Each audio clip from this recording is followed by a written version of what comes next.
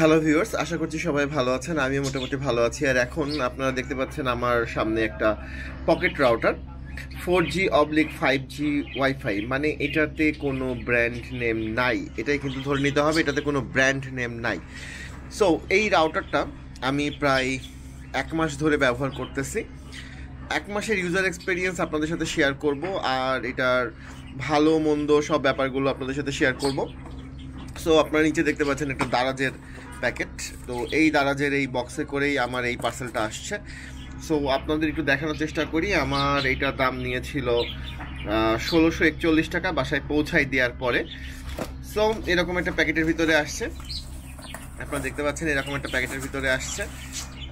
So এখানে এই প্যাকেটটার ভিতরে এরকম কিছু পলিথিন ছিল এই প্যাকেটের ভিতরে। সো আমি এটা খোলার পর এখানে রেখে দিয়েছি। আর এটার সাথে এই যে লাল প্যাকেটটা দেখতে পাচ্ছেন, এই লাল প্যাকেটটা ছিল। আর এখানে ছিল একটা চার্জিং তার বা পাওয়ারের তার, এর সঙ্গে কোনো অ্যাডাপ্টার বা অন্য কিছু ছিল না।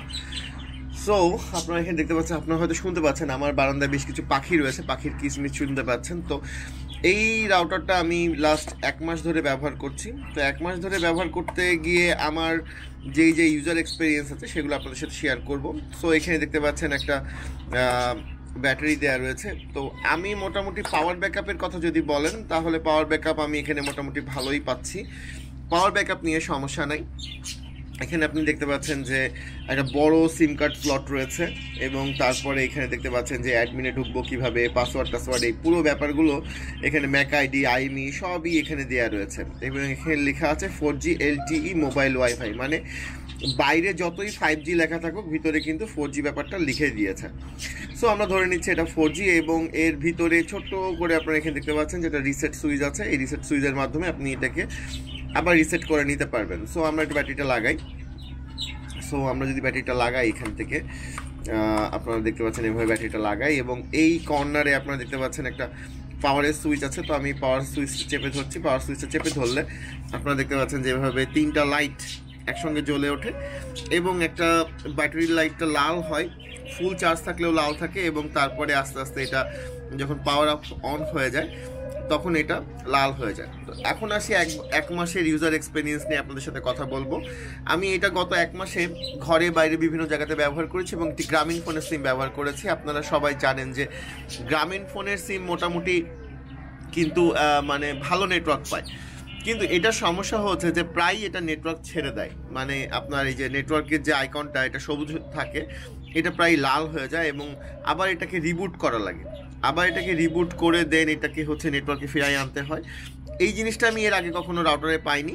এই রাউটারটাতে আমি পেয়েছি যে এটা থেকে থেকে যখনই টাওয়ার চেঞ্জ হয় বা অন্য কোনো কারণবশত এটা নেটওয়ার্ক চলে যায়, এবং তারপর এটাকে আবার রিবুট করতে হয়। যেমন আমি বেনাপোল থেকে ঢাকা পর্যন্ত আসছিলাম বাসে, তখন আমার বারবার নেটওয়ার্ক চলে যাচ্ছিল।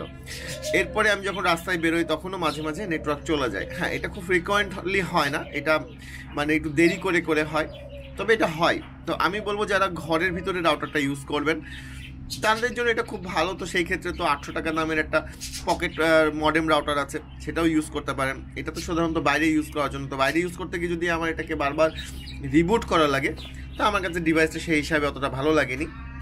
তবে দামের কথা চিন্তা করলে আমি বলবো মোটামুটি ভালো। আপনারা যদি গাড়িতে ইউজ করতে চান সেক্ষেত্রে ভালো, তবে মাঝে মধ্যে আপনাদের নেটওয়ার্ক চলে যাবে, সেই ক্ষেত্রে রিবুট করে নিতে হবে। তো সব কিছু দিয়ে আমার কাছে প্যাকেজ কনসাইনমেন্ট ভালোই মনে হয়েছে। তো চলুন যাই আমরা অন স্ক্রিন দেখি, এর সেটিংসগুলো নিয়ে আপনাদের সঙ্গে একটু কথা বলবো। তো চলেন অন স্ক্রিন চলে যাই আমরা। সো ভিউয়ার্স, আপনারা দেখতে পাচ্ছেন এই রাউটারটা দুইভাবে কানেক্ট করা যায়। একটা হচ্ছে ইউএসবি পোর্টের মাধ্যমে আপনারা এটাকে সরাসরি পিসির সাথে কানেক্ট করতে পারবেন।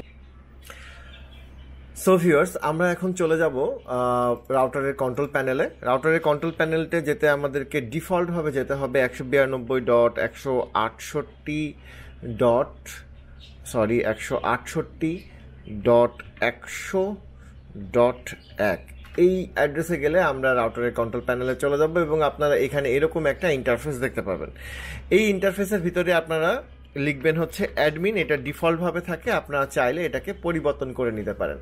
সো ভিউয়ার্স, আপনারা এখানে দেখতে পাচ্ছেন যে আমাদের রাউটারের ইন্টারফেসটা চলে এসেছে, একদম উপরের দিকে লেখা জিপি ইন্টারনেট, কারণ হচ্ছে আমি গ্রামীণ ফোনের ইন্টারনেট ব্যবহার করছি, এবং তারপরে একটি নেটওয়ার্ক সিগন্যাল দেখতে পাচ্ছেন, তারপরে সিম কার্ডের ভ্যালিড সিগন্যাল দেখতে পাচ্ছেন, এবং তারপরে আপনারা দেখতে পাচ্ছেন যে ওয়াইফাই অ্যাক্সেস পয়েন্ট ওপেন আছে।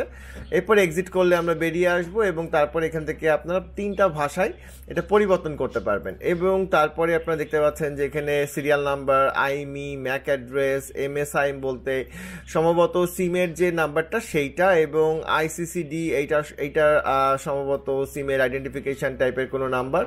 এসএসআইডি বলতে যে সিগন্যালটা আমি থ্রো করছে আমার রাউটার এখান থেকে, সেটাই হচ্ছে এসএসআইডি, এবং সিগন্যাল রেঞ্জ কত পাচ্ছে আমার এখান থেকে ওয়াইফাই সেটা এখানে দেখাচ্ছে। এবং ওয়ান আইপি মানে আমি যে ইন্টারনেটে কানেকশন রয়েছে সার্ভারের সঙ্গে যে আইপিটা কানেক্টেড হয়েছে সেটা এটা দেখাচ্ছে। Okay fine. Then hardware version দেখাবে, সফটওয়্যার ভার্সন দেখাবে, ওয়েব ভার্সন দেখাবে, এবং বেসব্যান্ড ভার্সন দেখাবে, এবং কয়টা ডিভাইস এখানে কানেক্টেড আছে আমরা সেই কয়টা ডিভাইস এখানে দেখতে পাচ্ছি।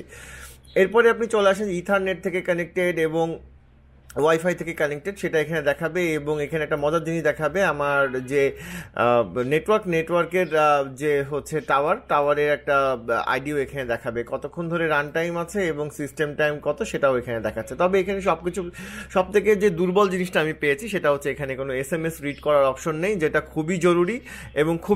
এবং তারপরে জরুরি জিনিস যেটা সেটা হচ্ছে ইউএসএসডি, যেটার মাধ্যমে আমি মানে কোনো কমান্ড দিতে পারবো সিমকে, সেই ধরনের কোনো কমান্ড অপশনও এখানে দেওয়া নেই। এরপরে রয়েছে ওয়াইফাইয়ের বিভিন্ন সেটিংস, আপনারা এখানে ওয়াইফাই অফ করতে পারবেন, ওয়াইফাই অন করতে পারবেন, এবং এখানে রয়েছে অ্যাক্সেস পয়েন্টের নাম চেঞ্জ করতে পারবেন, ইচ্ছা করলে এটাকে অফ করে রাখতে পারবেন। আর এখান থেকে আপনারা যে ওয়াইফাই সিকিউরিটি সিস্টেম সেটাকে এখান থেকে আপনারা চেঞ্জ করতে পারবেন, ইচ্ছা করলে আপনারা নাম দিয়ে রাখতে পারেন, সবাই মিলে ইউজ করতে চাইলে জাস্ট ক্লিক অ্যান্ড কানেক্ট হবে। আমি WPA2 ইউজ করছি, এটা মোটামুটি সিকিওর। এখানে আপনি ক্লিক করলে আপনার পাসওয়ার্ডটা এখানে শো করবে, এবং এখানে এখানে এটা ক্লিক করলে এখানে আপনার একটা কিউআর কোড শো করার কথা। সো এখান থেকে দিয়ে আপনি যদি মডিফাই করেন তাহলে এটা মডিফাই হয়ে যাবে। তো এর পরবর্তী যে অপশনটা খুবই সিম্পল অপশনের মধ্যে এই রাউটারটাকে সেট আপ করা হয়েছে। এরপরে রাউটারে আসলে আপনি এখান থেকে আইপি অ্যাড্রেসটাকে 100 আছে, আপনি চাইলে এটাকে চেঞ্জ করে নিতে পারেন আপনার ইচ্ছা মতো। এরপরে আপনি এখানে দেখতে পাচ্ছেন একটা ডিসিপি সার্ভার তৈরি করা হয়েছে, যেখানে পুলটাকে এখানে দেখানো হচ্ছে। আপনি চাইলে পুলের লিমিট করে দিতে পারেন যে কতগুলো পুল, এখানে চাইলে আপনি এখানে 10 দিয়ে দিতে পারেন, তাহলে আপনি এখানে 8টা ডিভাইস কানেক্ট করতে পারবেন। ওকে ফাইন। দেন এখানে এপিএন দেখতে পাচ্ছেন, এপিএনটা অটোমেটিকই নিয়ে নেয়, আমি যতবার কানেক্ট করেছি এপিএন অটোমেটিক নিয়ে নিয়েছে।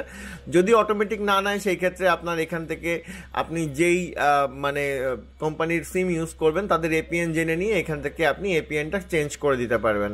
আমার ধারণা এটা অটোমেটিক নিয়ে নিবে। তো চ্যানেল সেট আপ, এখান থেকে অটোমেটিক চ্যানেল 6 হয়ে আছে, আপনি এখান থেকে চাইলে আপনার চ্যানেলটি সেট আপ করে নিতে পারেন। আর আপগ্রেডে আসলে আপনার যদি কোনো সিস্টেম আপগ্রেড এসে থাকে বা আপনার এটাতে প্রবলেম হয়, তো সেই ক্ষেত্রে আপনি তাদের সার্ভারে যদি কোনো আপডেট আসে তো সেটা ডাউনলোড করে নিয়ে আপনি আপডেট করে নিতে পারেন। এখন পর্যন্ত আমি এই রাউটারটির কোনো ওয়েবসাইটের অ্যাড্রেস পাইনি, তাই এই আপডেট অপশনটা কোনো কাজে লাগবে কিনা আমি শিওর না। সিস্টেম পাসওয়ার্ড আমি ঢোকার সময় যে অ্যাডমিন পাসওয়ার্ড দিয়েছিলাম সেই অ্যাডমিন পাসওয়ার্ডটা আপনারা চাইলে এখান থেকে পরিবর্তন করে নিতে পারেন। আর এখানে রয়েছে আদারের মধ্যে আপনি আপনার আইএমই নাম্বার চেঞ্জ করে নিতে পারেন, পাসওয়ার্ড চেঞ্জ করে নিতে পারেন। এখান থেকে আপনার 3G 4G না শুধু 4G থাকবে সেটা সিলেক্ট করতে পারেন।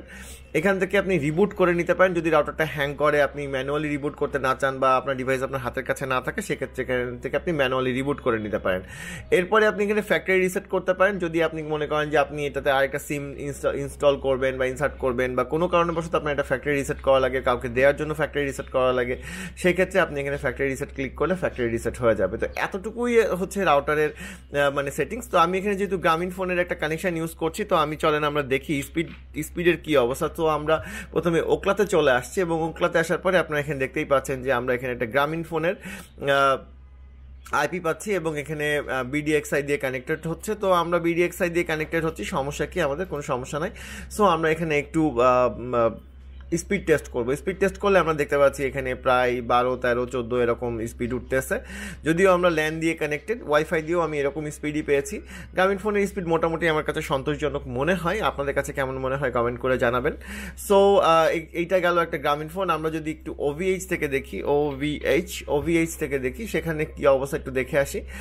আর সেই ক্ষেত্রে গ্রামীণ ফোন এখন সম্ভবত বিজিপি গ্রামীণফোন কাদের ব্যান্ডউইথ ইউজ করছে সেটাও আমরা একটু দেখে আসি।